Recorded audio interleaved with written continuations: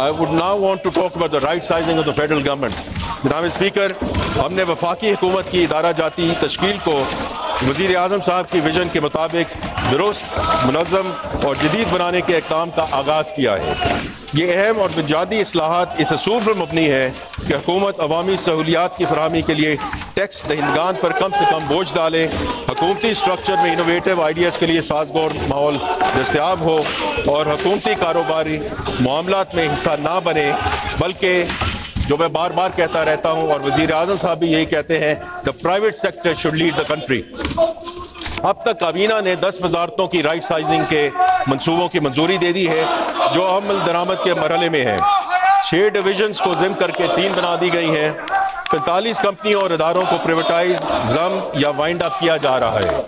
تقریباً 40,000 vacant positions کو ختم کر دیا گیا ہے۔ اگلی 10 وزارتوں کے لیے رائٹ سائزنگ کی سفارشات کو حتمی شکل دی جا چکی ہے، جبکہ مزید 8 وزارتوں کے حوالے سے تجاویز زیر غور ہے۔ Pension reforms. جناب اسپیکر، پینشن ریٹائرڈ ملازمین کا بنیادی حق ہے۔ پچھلی کچھ دہائیوں میں پینشن سکیم میں ایگزیکٹو آرڈرز کے ذریعے تبدیلیاں کی گئیں، جس کی وجہ سے سرکاری خزانے پر بوجھ پڑا۔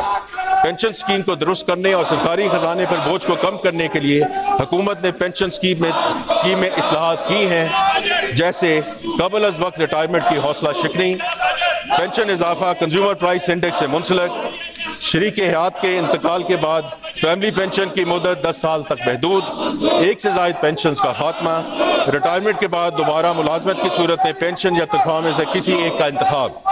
اب میں ان اہم موضوعات کا احاطہ کرنا چاہتا ہوں جناب اسپیکر کہ جو کہ قومی اہمیت کے حامل ہیں۔